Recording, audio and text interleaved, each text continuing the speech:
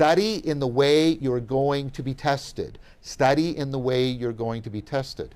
If it's multiple choice, make multiple choice questions. This is the worst thing to, I'll review my notes. That's called rehearsal. Rehearsal works, but it is the worst strategy. It is like taking a canoe to Europe. Okay, you could get there, but wow.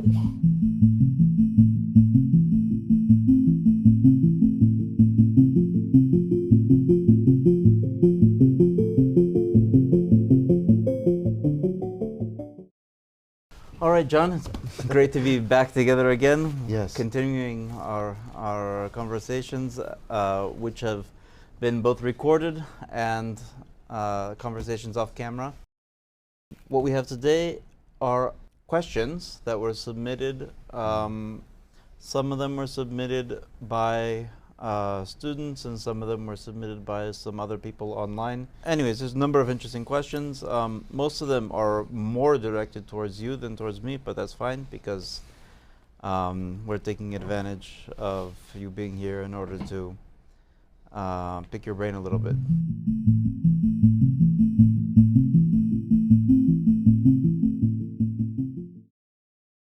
Given the rapid advances and seemingly unlimited potential for AI, and given your work and experience both as a cognitive scientist and philosopher, do you, 1, expect governments and militaries to apply their considerable resources to quote-unquote cracking the neural code, and 2, succeed in being able someday soon to read minds?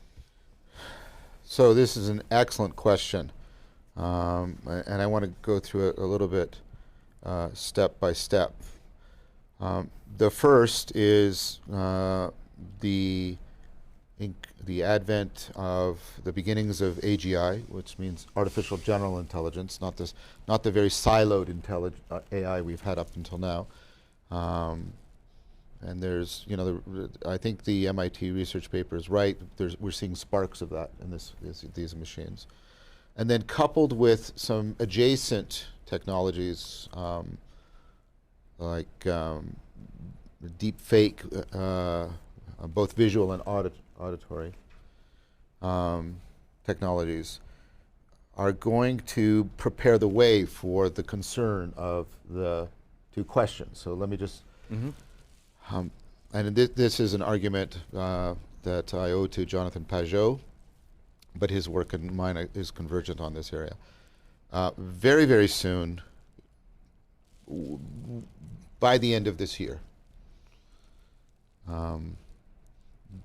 because I don't know if any of you caught it, but there was a presentation on the Senate floor. A senator played a recording of his voice, and then he said he, in fact, did not do the recording. It was AI generated, deep fake auditory. They just took samples from his given speeches, and the AI was able to generate a new speech that was indistinguishable from him talking. The video on that is very close, so there'll be audio video. And so if somebody takes a dislike to you, they can post you giving a video, looks indistinguishable from you, sounds indistinguishable for you, saying heinous things that you would never say in order to besmirch your reputation, destroy your career, etc. That's by the end of this year, for everybody. We're that close. And so I think Jonathan's right. Somebody's going to have to step in and be the official authenticating entity that will just tell if this is a true or false. And we know who's going to take that role. It's going to be the government. The government's going to say, that's our job, we're going to take that role. And that means they're going to start being, have a kind of control over your life that is not being exercised now. So imagine a government that makes itself the authenticator of what's real or not. Do you want the government to have that power? And what if the government doesn't like you and decides that certain of these videos should be deemed real because they don't like you? That's all around the corner. And so what's going to happen is more and more people are going to find that the state is invasive into their life in a way that has not been the case up until now. In other words, not only telling you what you can and can't do, but telling you what is real and what is not. Not real, yes. And also, and those are going to slide between each other, because in order to authenticate that it's really you, you're going to have to give up all kinds of evidence of your that is normally private, so that they will be able to say, yes, you were in fact here at this time and not there at that time, and you in fact said this and not that. And you can imagine how that's going to already start to blur the boundaries between the purview of the state and your own lives. And so, next stage is... So, in other words, forgive me for... Oh, please. Just summing up as I understand it, basically, in order to have the possibility of authenticating anything that you've done or said or not done or said, you have to forfeit all of your privacy. That's right, basically. Right. And you are no longer the author. You are no longer the person that authorizes your reality, which up until now you've always been. Right. So next stage, and then I want to address the two questions directly. The next stage is the cyborg stage. And Andy Clark, we are natural born cyborgs. For those of you who don't know the term, cyborg is an entity that is a mixture of a human being and machine. And Clark's point is since human beings became associated with technology, I'm a cyborg. We forget this is technology. I'm not born with this. You're not born with this. This is all technology. I'm like, except for my naked body in the atmosphere in this room, this is all technology, right? And what you can show, and you're probably aware of this when you're driving a car, or if you're playing tennis with your racket, or if you do martial art with a sword, your brain actually extends and wraps its model of your body around the tool. The tool gets included in it. This is why if somebody, you can feel the corners of your car. You know what I'm talking about, right? And so that's the kind of beings we are, because we are both cultural and biological.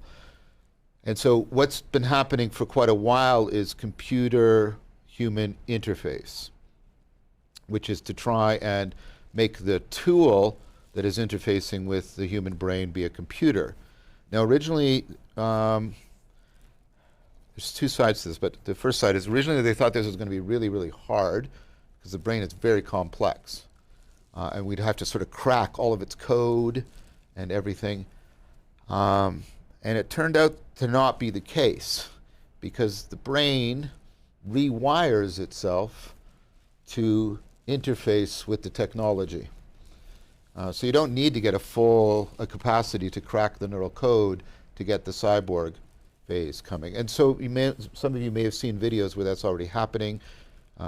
Right now it's all enormously beneficial, at least the ones that we're told about publicly.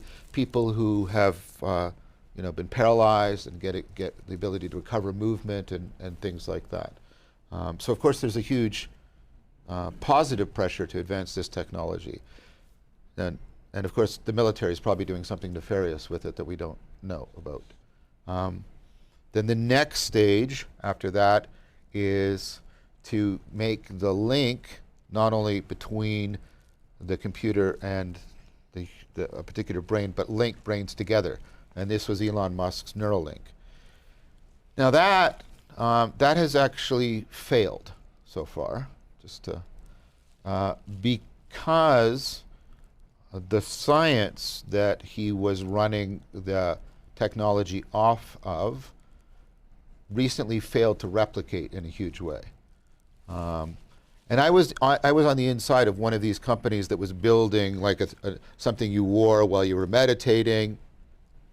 I was in the middle of this, and I was saying, you don't have any good science for what you're claiming. And they basically told me that my services were no longer needed, and that I should go away, which I did. That's fine. right? So right now we're at the computer-human interface is going quite rapidly. The Neuralink thing has stalled, and it stalled for some very important reasons. One of the most important reasons is, and this goes to the really important work of Michael Anderson, we're coming to his book After Phrenology is really important. We're coming to the end of the idea that certain functions are located in certain areas of the brain. Cognitive functions. Instead, what happens is, it's called circuit reuse or neural reuse. One area of the brain will be used for multiple different things dependent on how it connects up with other areas of the brain. So for example, this area, Broca's area, right, I'm using it for the syntax of my speech, but it also controls fine motor movement in my hands. And then there's theories about why that overlap happens, and I won't get into that. So it's not like you can that's why it's called after phrenology. It's not like you can sort of track this area and track a particular function, let alone a particular thought. There had been some success about, you could read very complex patterns, and if you did enough, crunched enough data with a neural network, you could get, like, the person's thinking of an apple or they're thinking of an orange. The problem with that is it's stuck at the level of concrete sort of nouns. You can't track, the person is thinking that justice is not primarily fairness. You can't track something like that. It's because of as soon as you start to get more abstract, the problem I talked about, the thing I mentioned a few minutes ago, comes more and more into play. So it's even the case that that same thought may not be reliably replicated in the same kind of brain state every time you're having it. So it's a much more difficult problem. Now, so that means the mind reading is parts. If you mean by mind reading, you'll be able to put a computer on me, and the computer and my brain will talk to each other and sort of wire together so that I can remotely move objects by sending radio signals. That's pretty soon. That's pretty soon. If you mean you can put something on and read it, whether or not I believe the Eastern Orthodox Church is a good form of Christianity, that's a long time. That's further away. And it's not quite foreseeable how we'll get there, given some of the issues. The Neuralink thing is also stalled. Mind control, that's a little different. Okay. So I'm sorry, I can't give you a single simple answer because it's not a single simple phenomena. Although I imagine that if you asked me what a cup was, I'd also give you a very complex answer. So, so there's a very hard problem we use to study insight, that aha moment in cognitive psychology, cognitive science, called the 9-dot problem. It's joining all 9 dots with 4 straight lines. Some of you have probably seen this online. And it doesn't require sophisticated knowledge or memory, but many people find it very hard, and it has to do with this framing issue that I've talked a lot about. So the spontaneous solution rate for the 9-dot problem, meaning the solution rate when there's no manipulation to try and improve the chances for human beings, is around, it's indistinguishable statistically from 0. So it's a very hard problem in that way. So keep that in mind, please. Now, we've been doing work on what happens in the brain when insight, and there's a lot of evidence. There's as always, there's some counter evidence, but the preponderant of evidence says that when you have a moment of insight, activity switches from being predominantly in the left hemisphere to the right hemisphere, especially around here, and then back. And this has to do with, you think you've framed the question right, you realize you don't, you go over here to explore for a new framing, you find one and you bring it back, right?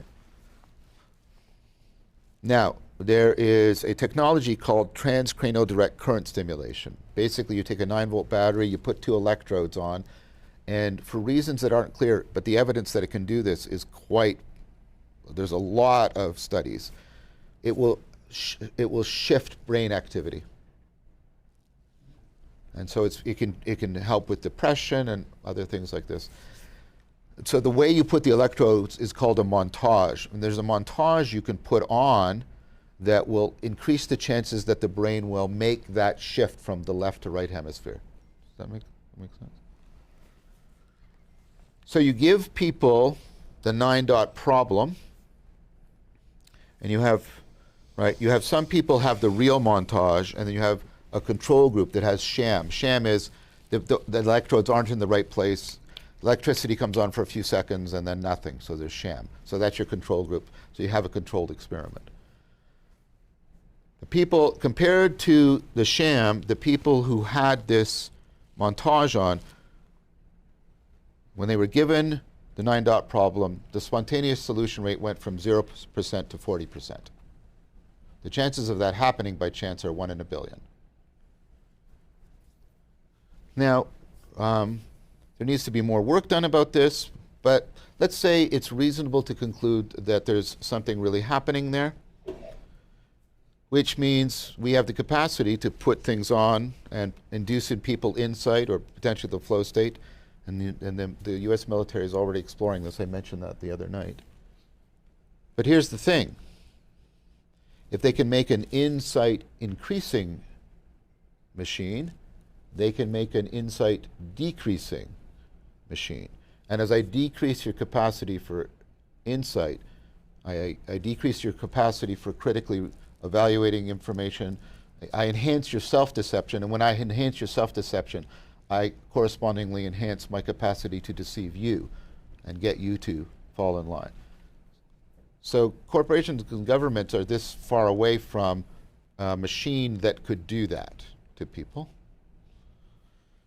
And of course, we usually figure out how, right now it's all by wire, and the history has been we eventually figure anything that's done by wire, we figure out how to do it wirelessly. So it's conceivable that we could have a wireless device that could make people's capacity for insight go down, their proneness to self-deception and external manipulation go up. So it wouldn't be mind control in the sense of I make you believe certain things, but it would be mind control in the sense of significantly reducing your cognitive capacity to process reality in a rational and insightful manner. So that's sort of there isn't a homogeneous answer, but that's sort of trying to touch on many of the dimensions as I can. So when I usually teach this, when I teach the class on this and I teach them we've made this breakthrough, we think we understand what's going on in insight, their eyes light up and they're all happy, and then I teach them all about this and then they get very afraid. So a bit of a mixed bag. I don't think they'll be able, like I say, to read your propositional thoughts, maybe ever. Certainly not for some long time. There needs to be a significant theoretical breakthrough for that, I think. The computer-human interface, individual cyborging, that's very close. That's very close. And then you start to integrate that cyborging with a chat GPT machine, you can see all kinds of dehumanizing and dystopic possibilities that are just around the corner about that. And the mind control, again, not specific, and I can't make you sort of have specific beliefs, but I can alter the resolution, the acuity, the rationality of your processing plausibly very soon. Of course, to a certain extent, we can already do something very similar in both directions with drugs. Yes. But the thing about drugs is that drugs tend to be a very low resolution intervention, whereas these would be much more precise. Thank you. Sorry, I wish I could have given you better news. Like, no, it's all impossible. So let's go to the next question. Please.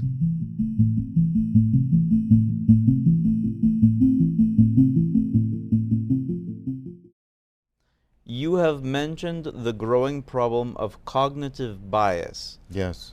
And possible therapeutic tools that could ameliorate the phenomenon by something like bias recognition. Yes. Could you speak about your work on this issue, offering us some practical illustrations, both of how the problem might present and how it might be remedied? Yes.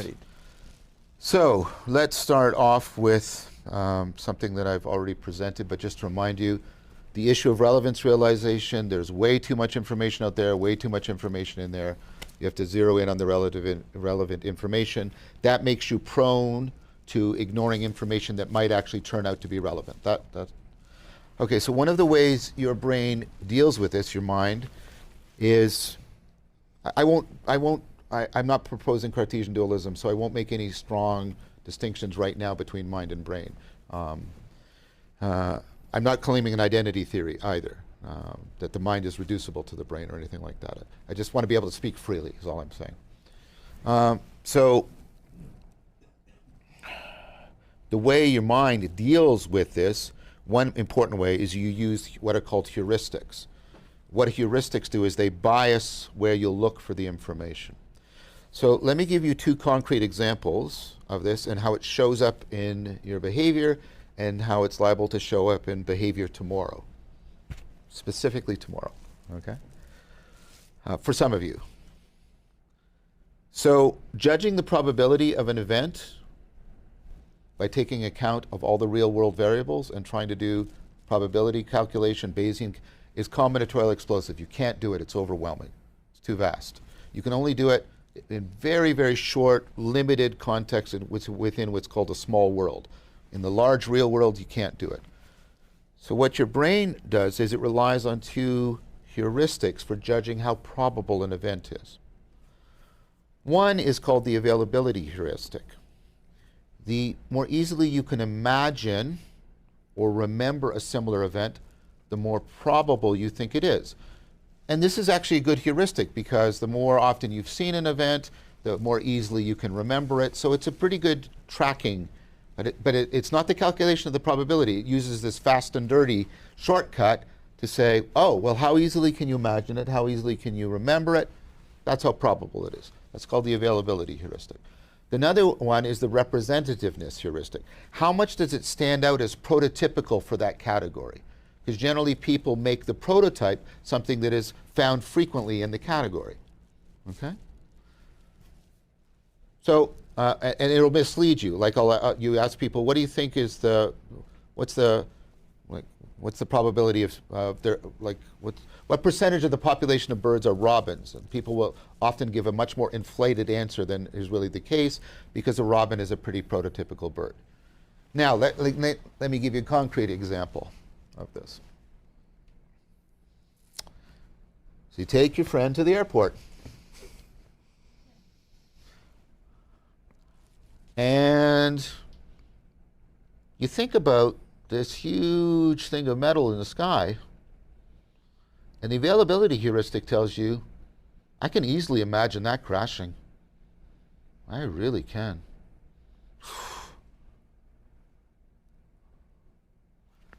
And then you think, then the representative heuristic, what happens when a plane crashes? It's a disaster. It's the news and pictures. So the availability heuristic says, oh, this is quite probable. The representative heuristic says, oh, this is quite probable, and then they agree and they reinforce each other. So you say to your friend, have a safe flight. These are all euphemisms for don't die, please don't die. Have a safe flight. Text me when you're there. Because, if you're going to crash and you say, wait, I have to text my friend, the plane immediately rights itself, right? So we do all this stuff because, and then without a second thought, we turn around and get in the North American death machine called the automobile. That's an example of how the biases work. Now here's the issue, the problem you face. You can't get rid of the biases because they're only biases when they're not working. They're heuristics when they're working. You need them because, again, you can't go back and do the raw calculation of all the probability. So what do? What do? You practice what's called active open-mindedness. This was developed by Jonathan Pageau and other people like Keith Stanovich. at the University, also at the University of Toronto, because yes, indeed, all important work is right now coming out of the University of Toronto. So, active open-mindedness is learn about the biases that have been scientifically studied, that we have good evidence for. By the way, none of this research suffers the replication crisis. All of this research robustly replicates again and again and again. And so what you can do is you can learn about a particular bias, learn about it, and then practice. Don't try and do all the biases, because you can't. Pick one bias a day or for a week and practice trying to note it. Carry a notebook around. I've done this. Note when you've done the bias. I get my students to do this in one of my courses. They have to do a cognitive bias report. And then at the end of the day, review the bias, how it showed up, what was going on there. And you slowly will sensitize yourself to the bias. That's sort of a core basic practice. Then what you can do is you can situate that practice within a wider practice of what's called cognitive behavioral therapy, which teach you reframing practices, how you can step back and become aware of how you're framing the situation and how that framing might reflect a bias. So one of the things you can practice doing is step back and seeing how much is my framing of that person due to the fundamental attribution error. And the fundamental attribution error is this: if they've done something well, it's because of circumstances. If they've done something poorly, it's because of their character. And there's a reverse bias for you, by the way. If I've done something well, it's because of my character. And if I've done something bad, it's because of circumstances. And this is a very pervasive bias. But so you can step back and try to become aware of it. And then the idea, as you first just try to become aware of these biases and the possibilities of reframing, and then you start to practice the reframing, you start to practice doing the opposite. That's the active part of the open-mindedness. So you notice, I'm only gathering evidence that supports my proposal. Confirmation bias. I'm going to do the opposite. I'm going to do an honest search, or in fact ask somebody else to join me in an honest search for evidence that might contradict my proposal or undermine my proposal. So you learn about the biases, you sensitize yourself to them, you practice reframing, you practice counterbalancing them, and then if you wish, you can situate that into an even broader framework, the framework that CBT came from, which is a Stoic framework, in which you can practice some very powerful practices like the view from above practice, or the premeditatio practice, the objective seeing practice, because these work with entire sets of biases at the same time. And I would recommend doing it in that progression, and this is a way to reliably make a difference in how rational you are, especially in the domain of your judgments about other people and the kind of inferences you're making about your beliefs. And I would note that most of those Stoic practices which you mentioned were taken up into the Orthodox monastic and spiritual tradition, and form very much part of the Orthodox spiritual life, even today. So I would say that if a person is being or attempting to be a good Orthodox Christian, they're going to be engaging in these practices, which are going to be helping them to avoid some of these biases. Mm-hmm. Perhaps what the science can help is giving more precise articulation to some biases. Right. Yeah, I agree. I would note, maybe extending that idea a little bit. In the Orthodox spiritual life, we are trying to use those practices not so specifically in order to avoid coming to a wrong conclusion about some phenomenon, about a fact of this world, a fact about the material world, but more about our own states of virtue or vice, and insofar as we relate to other people, their how we understand them, and trying to understand this as the, how can you say, the set of relations as being under the providence of God, and so we would give thanks to God, and we would in fact glorify God for the circumstances. So this would be kind of a transfiguration of the Stoic practice. In other words, directing it further upwards. Yeah, can I speak to that? Sure. So McNamara on the cognitive neuroscience of religious experience and related, and this has overlaps with some of the work I do on ritual, has talked about the importance of taking that perspective, of perspective taking. So let's build to it. So there's ways of sort of measuring wisdom, putting people into wisdom tests. And I won't go into the details of that. If people want to ask me about that, I'm happy to talk about it because I want to stay on this point. But if you allow somebody to talk about the task, they'll do better on the wisdom task. What's interesting is that's indistinguishable from them imagining talking to somebody else other than themselves. And I'm not saying that it's imaginary when you're addressing God. I'm not making, that's not the comparison I'm making. Because the next step in the research was Igor Grossman and what he called the Solomon effect. And it goes like this.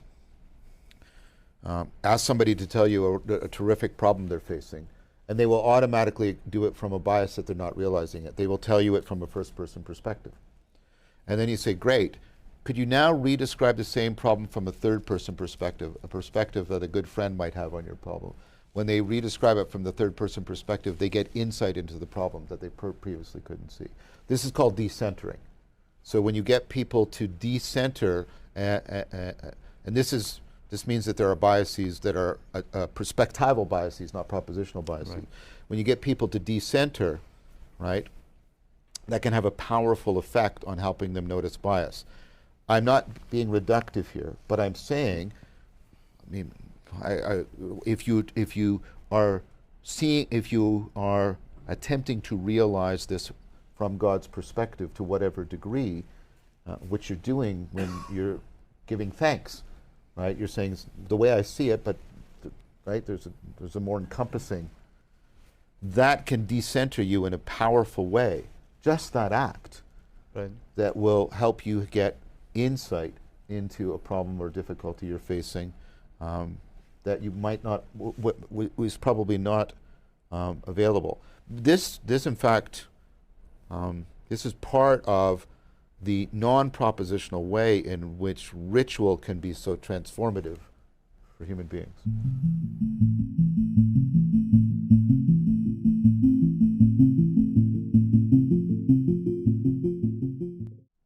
All right, we'll go to the next question, which is, you have spoken about how solving the meaning crisis, or maybe you wouldn't make such a complete claim. Yeah, ameliorating it. Yeah. Awakening from the meaning crisis. Yeah.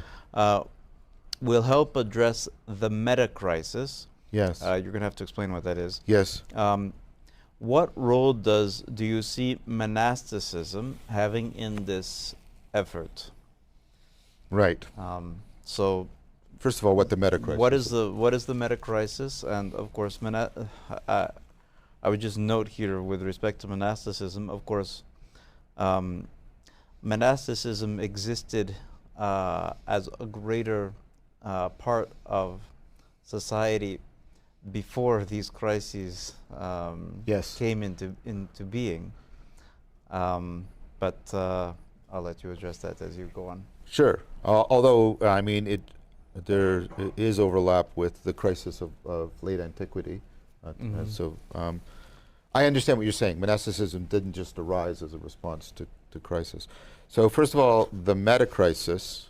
The meta crisis is an idea that many people have converged upon with good reason, which is we're facing a series of crises: ecological, energy, economic, political, and now AI, that are not independent from each other.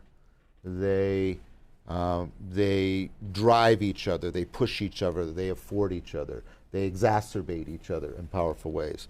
And so they tend to complexify very rapidly beyond sort of human ability to get a quick enough grasp on them so that we can intervene in them. That's the sense of the meta-crisis. But you're distinguishing the meta-crisis from the more personal crises of meaning crisis, loneliness. Yes, yes. And, all. So, and here's my proposal about them, which is, for many of these, no matter what I say, I can hear people on the left and the right yelling at me.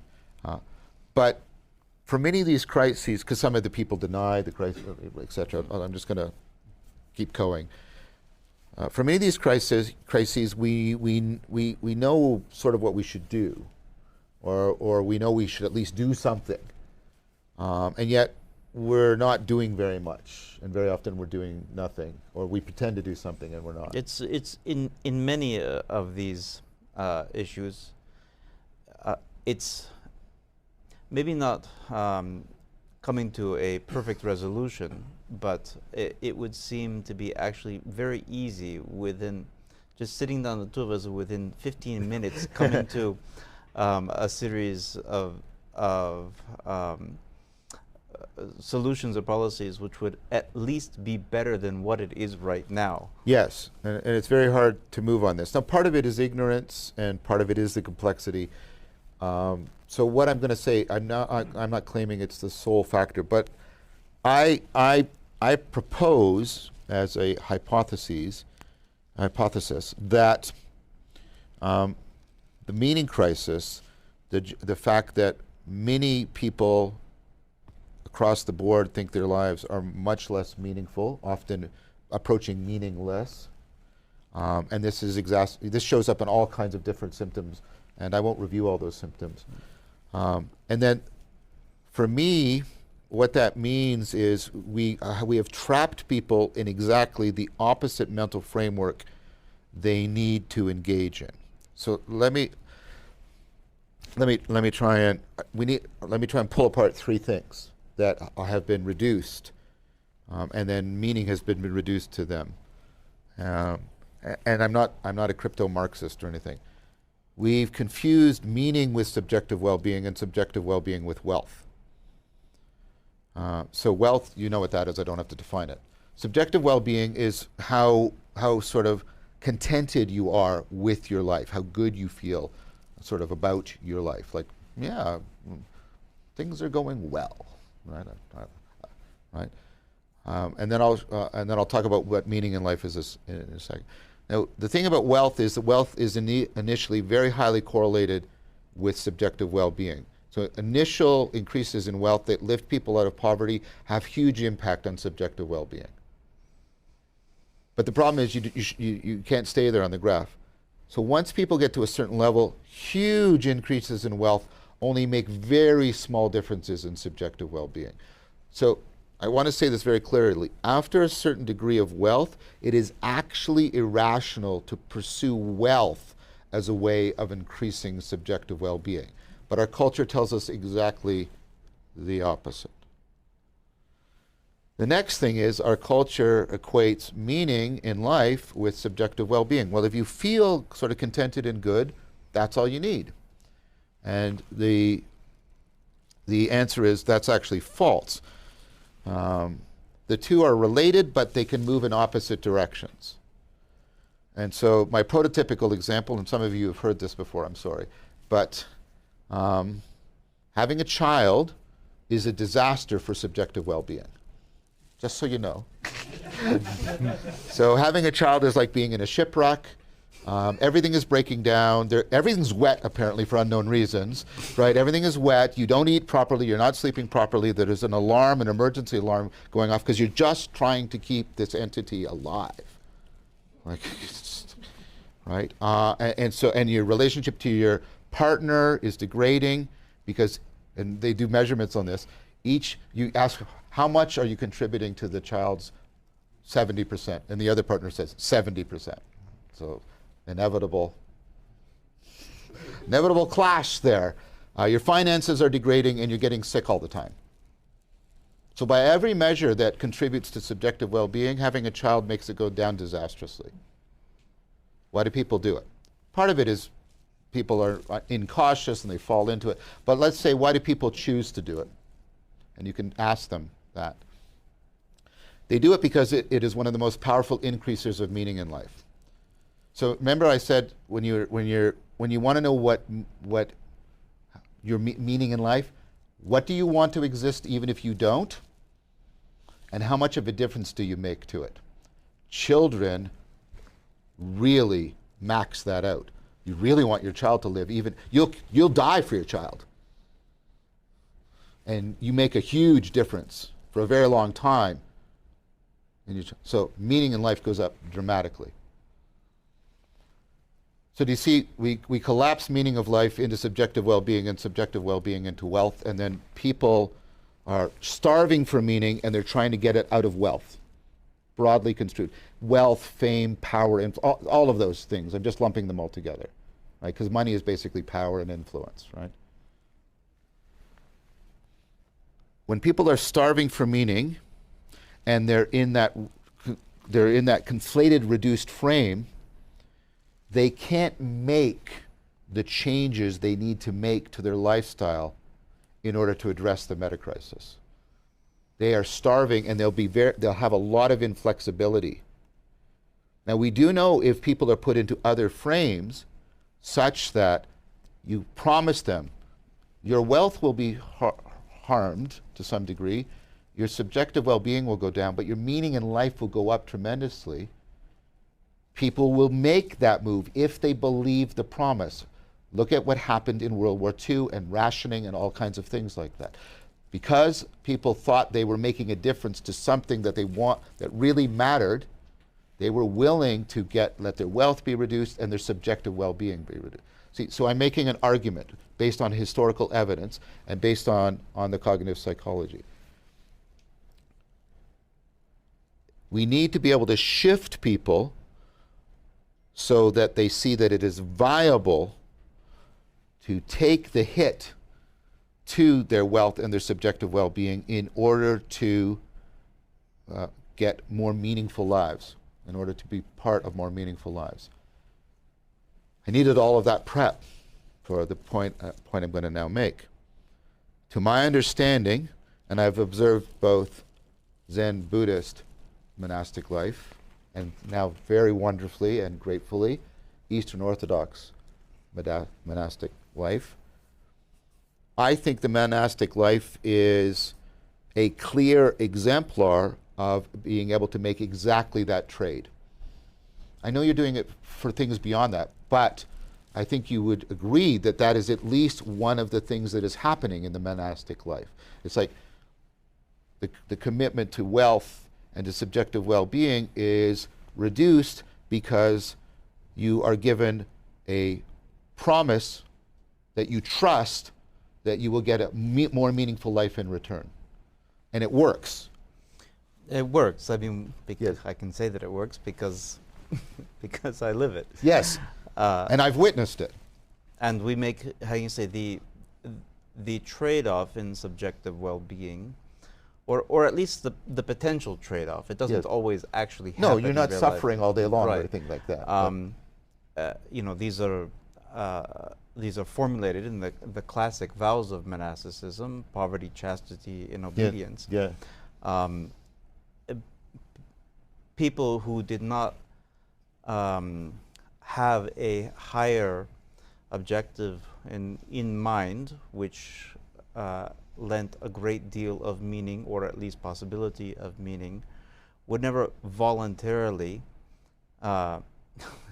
devote themselves to poverty, give up wealth, give up their own property, not have anything, devote themselves to chastity, to entirely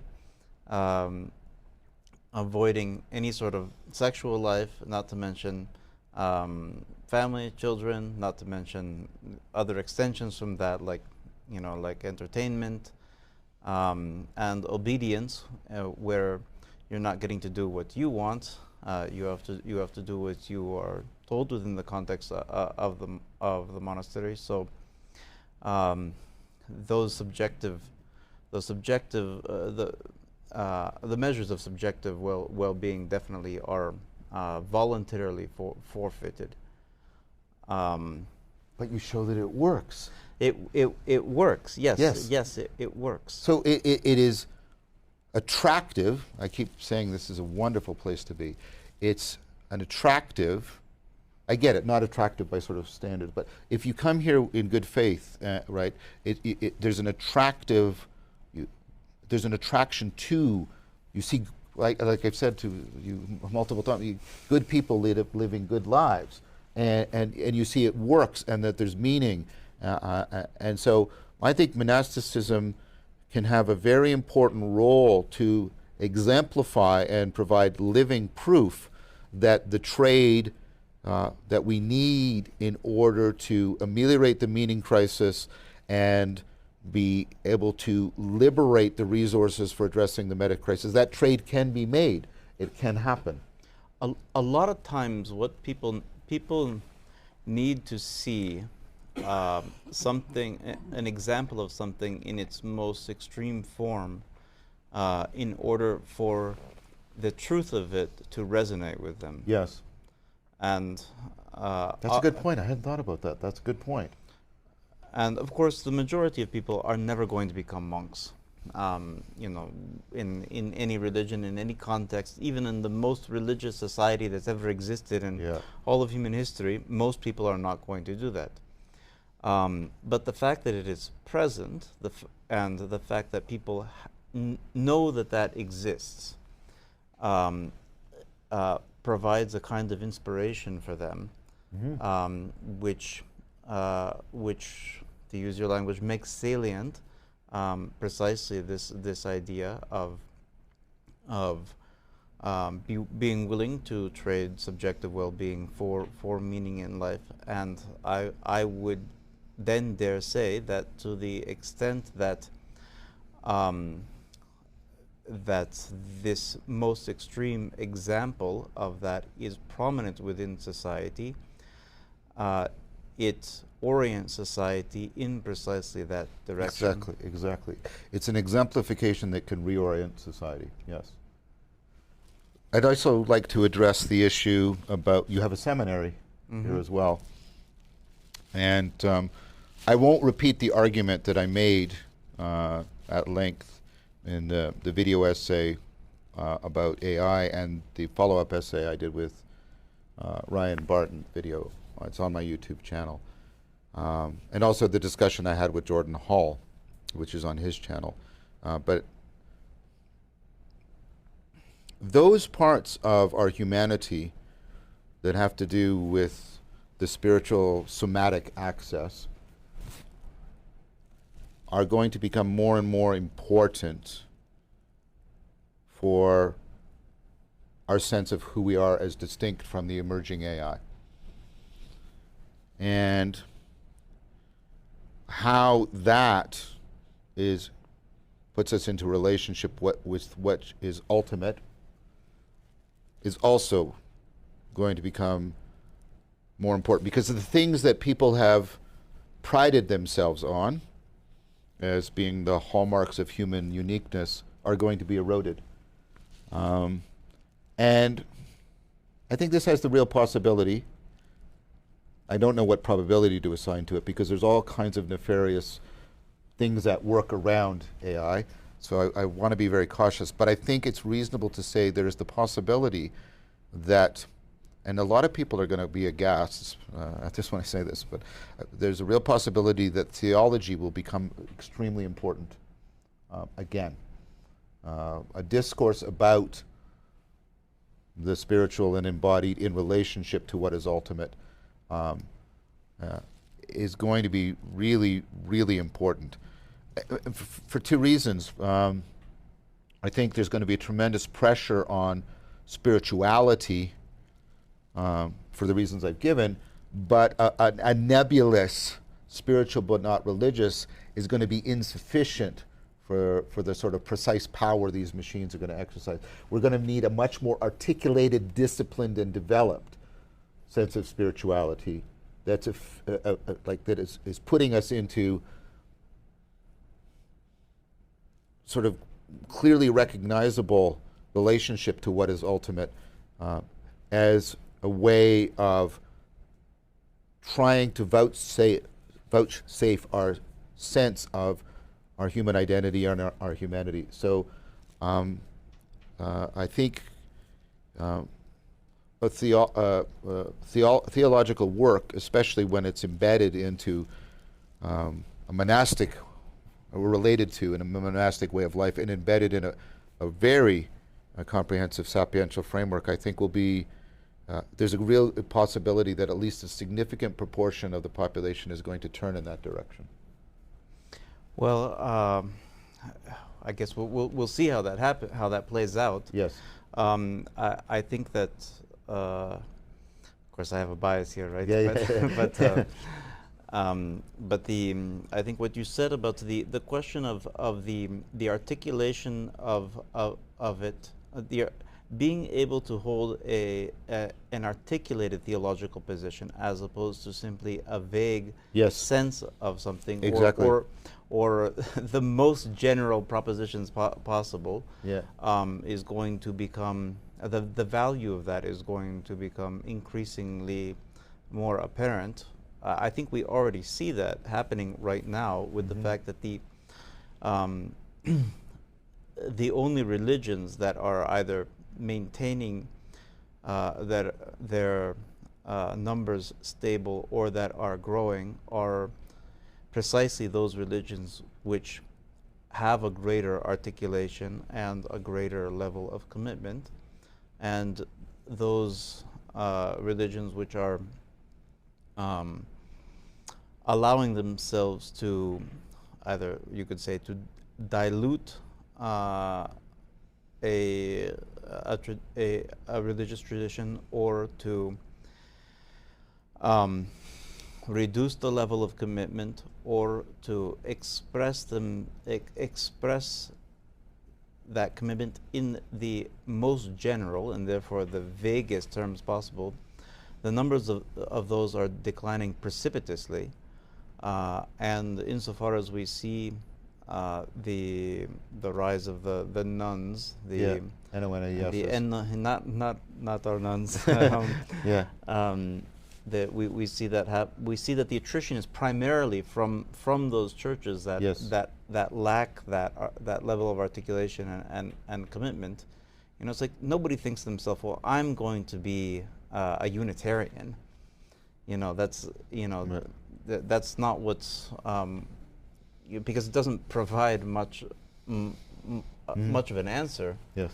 And then insofar as we are moving forward, we are going to be dealing with this whole question of artificial intelligence, and which is going to bring to the forefront of public consciousness, no pun intended, the whole question of consciousness, the whole question of rationality, these issues, wisdom, right? The issues that you talked about of wisdom and meaning, and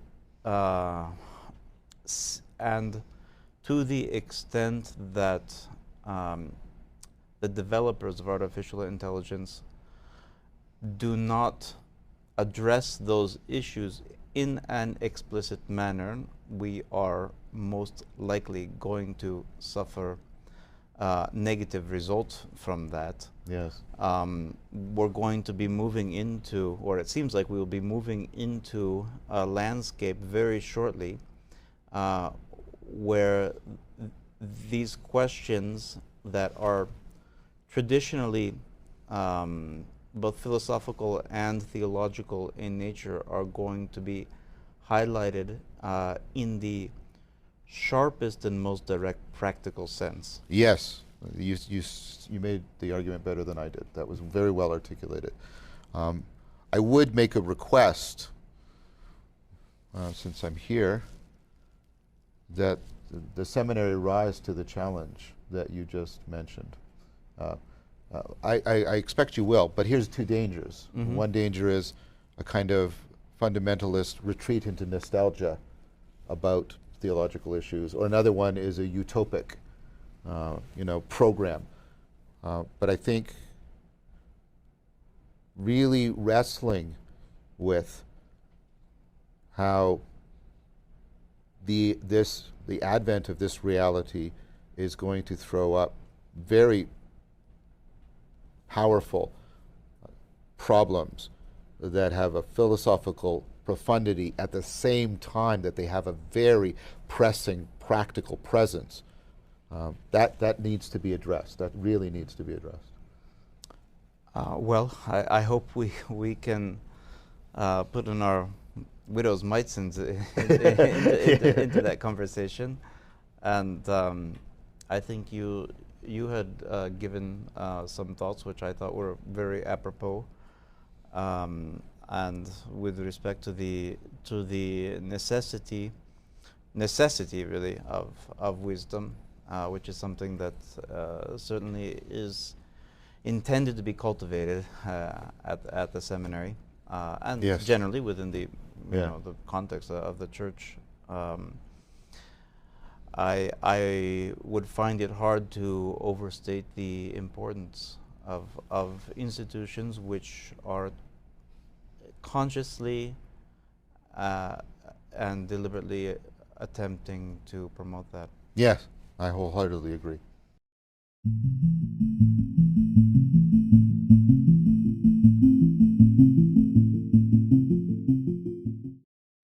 Okay, so this question is Dr. Vervaeke, is there a way to help strengthen my memory? Yes. This is from a student who probably has Yep. So let's talk a little bit about what memory is and isn't, and what we're actually talking about when we're talking about improving memory, because we have to get away from a lot of misconceptions about memory if we're going to really open ourselves up to cultivating the habits and skills and the art that improves memory. First of all, your memory is the common idea of what your memory is your memory is like a library. And what you do when you want to remember things is you search through the library and you find the missing thing, and then you bring it back and pass it to consciousness. Oh, right. And that's not the case, because you rapidly know when you don't know something. So please tell me King Charles telephone number. I don't know it. You don't go through all your telephone numbers. Is that Prince Charles? Nope. Is that Prince? No. You rapidly know when you don't know something. In the library, if the green book is very close to the brown book, it's also close to the yellow book, which is close to the brown book. So if I ask you to give me a word that rhymes with blue, you'll tell me grew or new. And if I ask you to tell me a color like blue, you'll tell me red. So do you find red and grew close to each other? When I say red, do you think, yeah, grew? You don't. So memory doesn't work that way. It's not organized that way. Next thing, your memory is not designed, I'm putting it in quotes like this, to be an accurate recorder of the past. Your memory is designed to be an intelligent predictor of the future, which means your memory will do all kinds of falsification if it improves your chance of dealing with a future situation. So I think I mentioned this. You give people a bunch of random dot pictures. You show them 4, you take it away, and you say, I'm going to show you some ones, and I'm going to ask you if you've seen this before. What I do is I make a mathematical average of the previous 4, which is nothing like the previous 4, but it's a mathematical average, and I hold it up, and people will say, yeah, I saw that one for sure. Because the memory has not been trying to accurately record the past, it's been doing a kind of data compression, predicting what the next dot pattern is likely to be, and the average is a good estimation. So your brain goes, yeah. 49% of eyewitness testimony turns out to be false. Confident eyewitness testimony. Whatever your moral arguments are, I think it's very hard to support capital punishment on the back of the fact that we are that inaccurate about confident. Okay, let me give you an example of this. This happened, case. Woman was watching a TV show. Somebody broke in, a male, and assaulted her. Left, she called the police. And she was able to give a really accurate description of the assailant. It was the person that was on TV. And that was a live broadcast, so they couldn't possibly have been the assailant. But the brain said, face, meaningful to me. Salient, human being attacking me, must have been that person. This is called reconstructive memory. It's massive and it's pervasive, and your memory is just... Another example, the person who discovered this phenomenon, or at least put a lot of, not discovered it, gave a lot of experimental evidence for it. And she got into some really hot water about it. Elizabeth Loftus, she tells this story. One of her cherished family memories is the family was driving somewhere.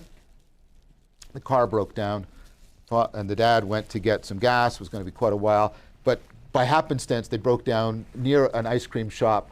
So the family went to the ice cream shop. They had a and it was just a clear example of how the family and circumstance could turn something horrible into a wonderful, cherished memory. And she loves this memory.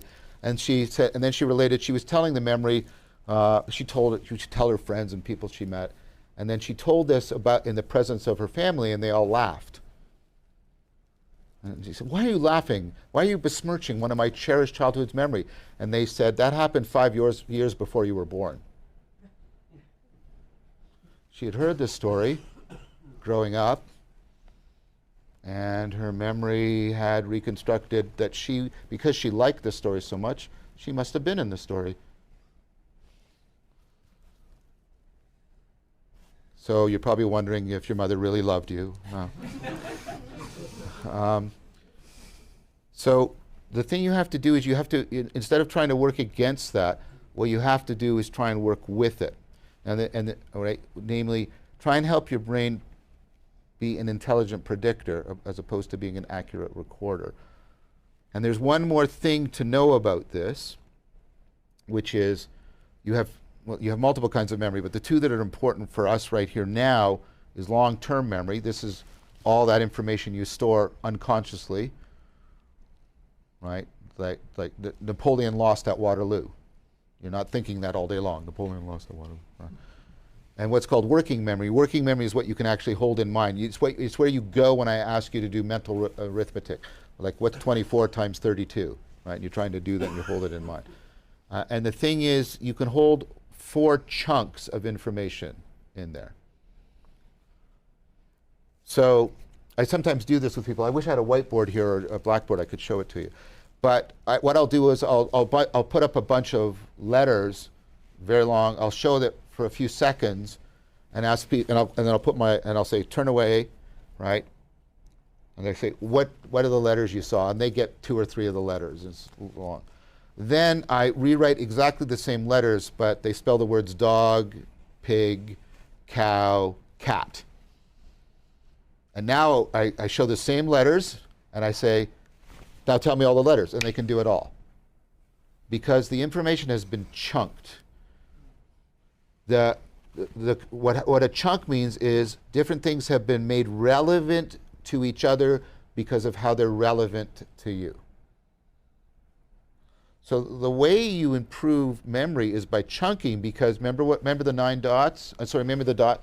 Your brain is looking not for the specific information. What it's looking for is the meaningful integration from which it can reconstruct what it needs for the current situation. So when you chunk information, the brain goes, ah, right. And if you chunk it so that it's relevant to you. So first of all, you want to chunk your information.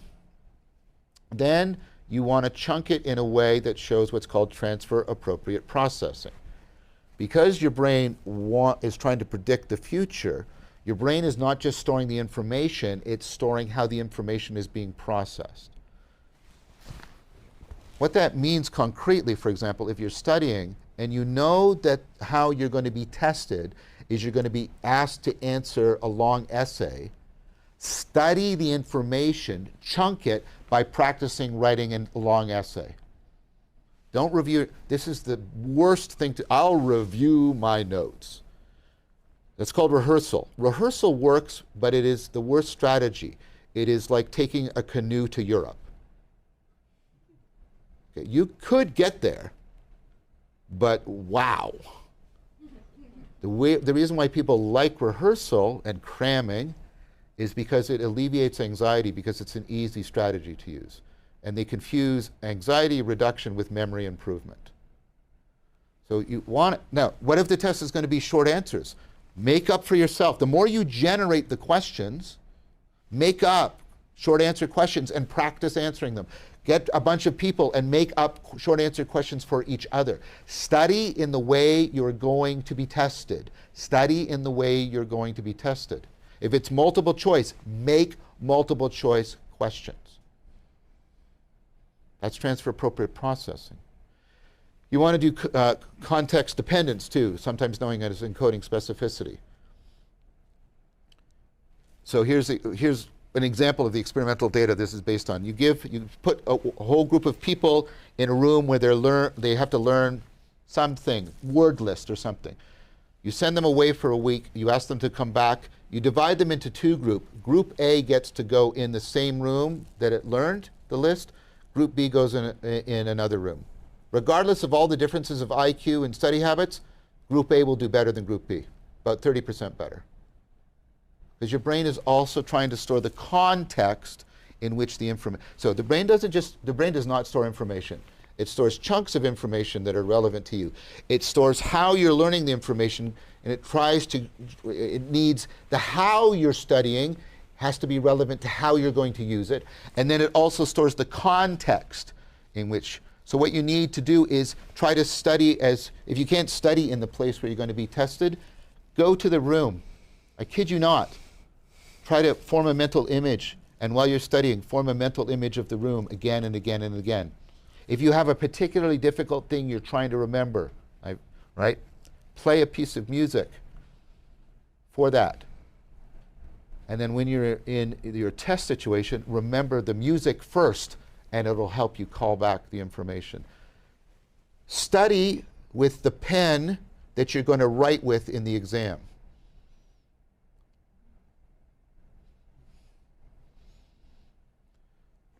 There is a whole host of things you have to do that do not seem to make sense.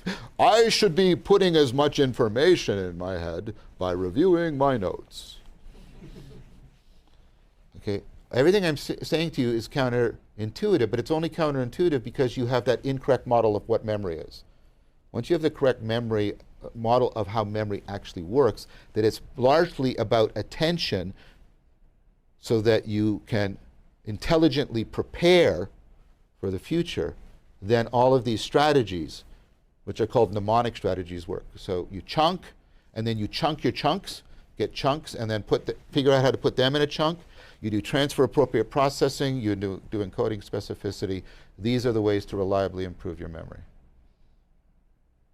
I hope that's helpful. Of course, if everybody does it, then the mean just moves. I would be perfectly happy if all the students got better grades because they understood the material and remembered the material better. Yes, yes, yes. And if that means that the mean is in A, then... You can do that here. You can? I can't do that at U of T. I haven't been told otherwise. Well, you're good. We can't... Don't want to give anybody any ideas in the administration there, but...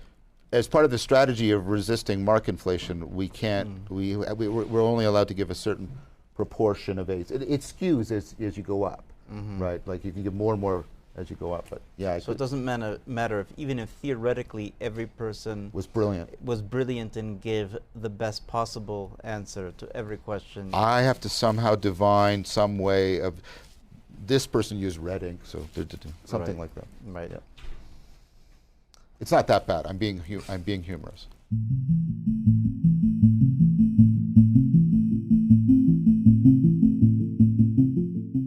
You think you see all the phone, and you never do, because there are so many aspects to the phone, you can't possibly see them all. You would have to take all possible perspectives on all possible aspects. Do you understand? Like, really, just pause on this. You don't, speaking at a purely physiological level, you don't see all the phone. But you believe you do, right?